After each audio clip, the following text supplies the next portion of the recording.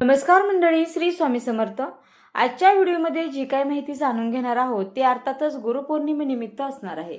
कारण उद्या 29 जुलै 2026 रोजी गुरुपौर्णिमा आहे। बुधवारचा दिवस आहे, खूप शुभ असा योग आहे आणि गुरुपौर्णिमा म्हटलं तर गुरूंचाच मोठा सण आहे। हिंदू पंचांगानुसार आषाढ पौर्णिमेची तिथी सुरू होणार आहे 28 जुलै रोजी सायंकाळी 6:21 आणि ही तिथी समाप्त होणार आहे 29 जुलै रोजी रात्री 8:07। महत्त्वाचं म्हणजे हिंदू धर्मात उदय तिथीला विशेष प्राधान्य दिले जातं। त्यामुळे यंदा गुरुपौर्णिमा बुधवारी 29 जुलै 2026 रोजी साजरीही केली जाणार आहे।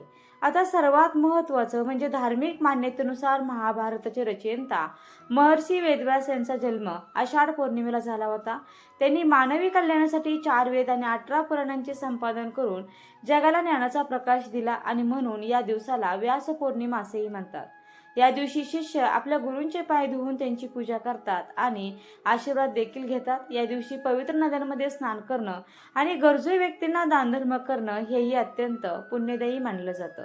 तर आजच्या या व्हिडिओमध्ये आपल्याला स्वामींना एक नारळ अर्पण करायचा आहे।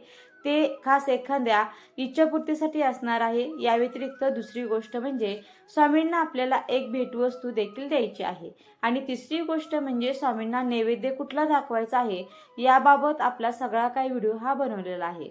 तर बघा, सगळ्यात अगोदर स्वामींना जे काही नारळ अर्पण करायचं आहे तर ते कशा पद्धतीने, कशासाठी, कोणी अर्पण करायचा हे आपण जाणून घेऊया।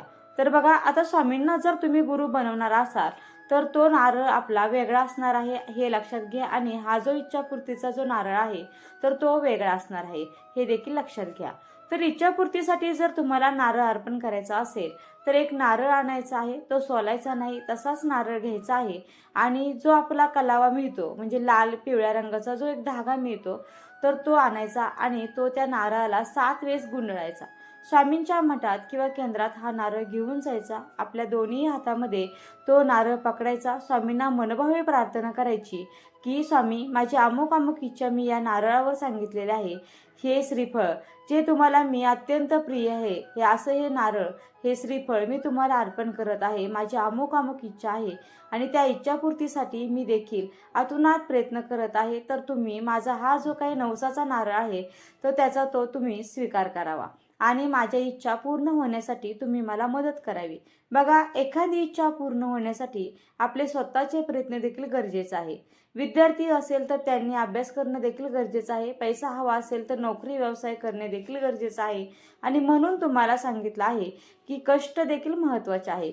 तर जर तुम्ही प्रामाणिकपणे कष्ट करत आहात तर नक्कीच तुम्ही अशा प्रकारच्या नवसाचा नारळ स्वामींना अर्पण हा करू शकता। पण आपण काहीही कष्ट करायचे नाही आणि स्वामींना विनवणी करायची तर हे कुठेतरी चुकीचं आहे। तर अशा पद्धतीने तुमच्या इच्छापूर्तीसाठी तुम्ही असा हा एक नारळ स्वामींना अर्पण करू शकता। आता दुसरी महत्त्वाची गोष्ट म्हणजे स्वामींना आपल्याला उद्या एक भेटवस्तू देखील द्यायची आहे, जी भेटवस्तू मिळाल्याने स्वामी महाराज नेहमीच आपल्यावरती प्रसन्न होणार आहे। आता भेटवस्तू म्हणायला गेलं तर अगदी लहान बाळांपासून ते मोठ्या वयोवृद्धांपर्यंत व्यक्तींना भेटवस्तू मिळाल्यावरती खूप आनंद होतो। अगदीच ती भेटवस्तू छोटी असेल किंवा मोठी असेल, आपल्याला ती कोणी भेटवस्तू दिली तर आपल्याला खूप आनंद हा होतो।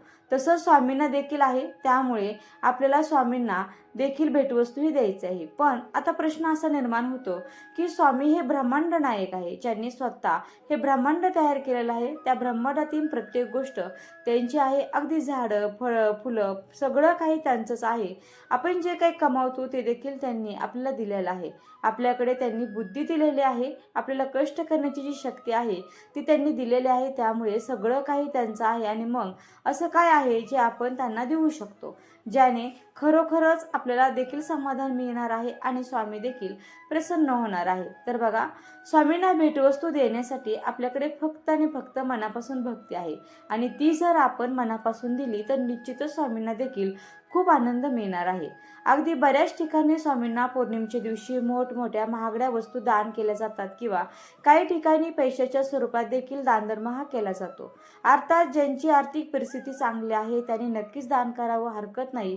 अन्नदान तुम्ही करू शकता। केंद्रामध्ये ज्या कुठल्या गोष्टी, अगदी केंद्रामध्ये देखील माचीस पासून ते मोठमोठ्या गोष्टींपर्यंत प्रत्येक वस्तू लागत असते, त्यामुळे जसं आपल्याला शक्य होणार आहे तसं वस्तूचं आपण दान नक्कीच हे करू शकतो। पण आपल्याला खास स्वामींना भेटवस्तूच्या रूपामध्ये जर काही द्यायचं असेल तर ती फक्त आणि फक्त भक्ती आहे.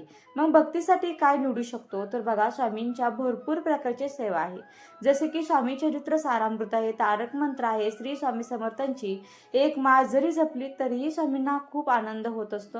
या ज्या काही सेवा आहेत ज्या तुम्हाला सहज करणं शक्य होणार आहे, ती सेवा तुम्हाला स्वामींना भेट वस्तूच्या स्वरूपामध्ये द्यायची आहे.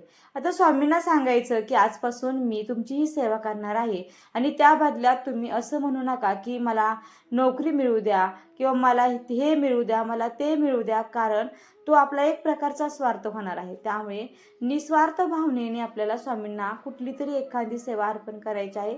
अर्थात तुम्ही ती सेवा करायला सुरुवात केली की तुमच्या आपोआपच इच्छा ह्या पूर्ण व्हायला सुरुवात होणारच आहे. पण तरीही निस्वार्थ रूपाने एखादी सेवा जर तुम्ही स्वामींना अर्पण केली भेटवस्तूच्या रूपामध्ये, तर निश्चितच तुम्हाला त्याचा संपूर्ण फळही मिळणार आहे. आणि स्वामींचा जो कृपा आशीर्वाद आहे तो देखील आपल्यावरती कायमस्वरूपी राहणार आहे. तर स्वामी भक्त हो, स्वामींना काय भेटवस्तू द्यावी हे देखील तुम्हाला समजलेलंच आहे. त्यानंतर तिसरी महत्त्वाची गोष्ट म्हणजे स्वामींना नैवेद्य काय दाखवायचा. तर बघा, स्वामींना ज्या काही गोष्टी आवडतात त्यापैकी कुठल्याही एका पदार्थाचा जर तुम्ही नैवेद्य दाखवला तर निश्चितच स्वामींचा आशीर्वाद आपल्याला प्राप्त होणार आहे.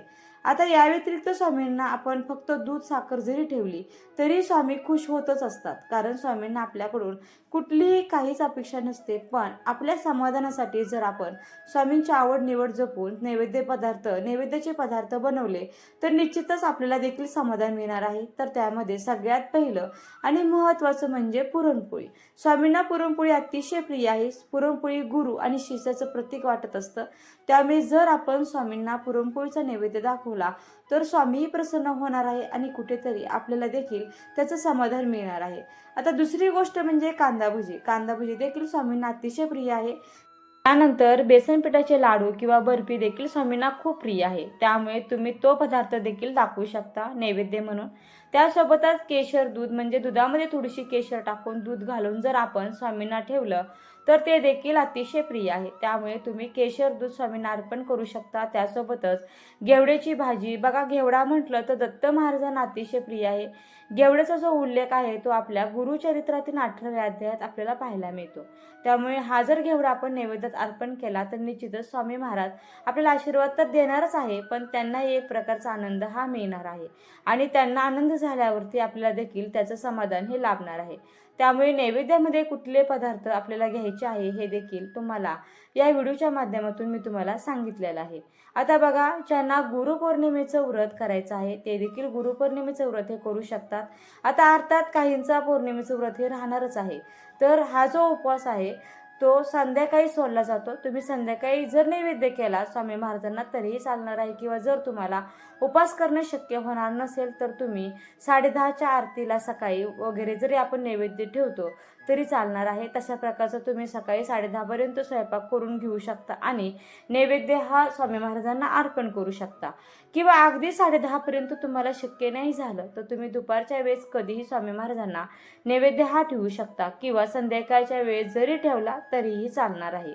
आता प्रश्न असा निर्माण होतो की स्वामींना गुरुपौर्णिमेच्या दिवशी उपवासाचे पदार्थ नैवेद्य म्हणून ठेवायचे का? तर नाही, उपवास हा आपल्याला असतो. आपण आपल्या गुरूंसाठी उपवास हा करायचा आहे. त्यामुळे नैवेद्य हा फक्त फराळाचाच करायला हवा असं काहीही नाही.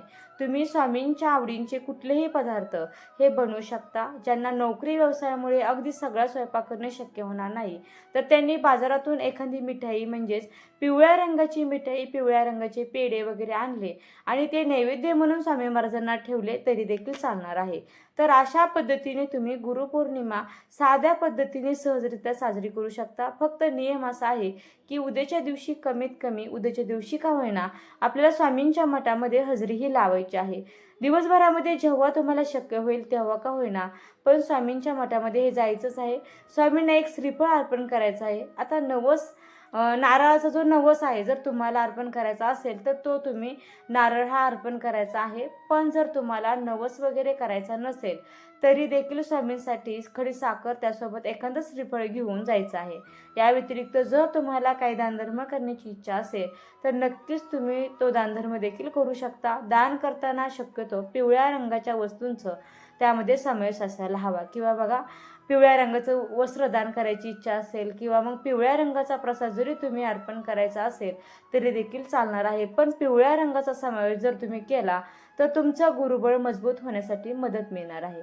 त्यासोबतच गुरुपौर्णिमेनिमित्त कुठल्या सेवा कराव्या तर तुम्ही स्वामी चरित्र सारांतचा एक पाठ करू शकता किंवा स्वामी चरित्र गुरु अवतरणिका देखील तुम्ही वाचली तरी देखील चालणार आहे किंवा स्वामींच्या 11 माळी जप करणे शक्य झालं तर ते देखील तुम्ही हे करू शकता.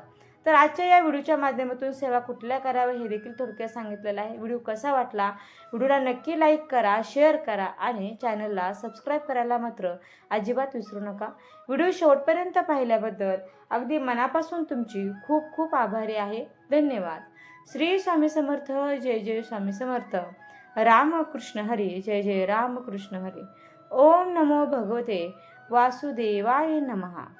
ओम नमो भगवते वासुदेवाय नमः.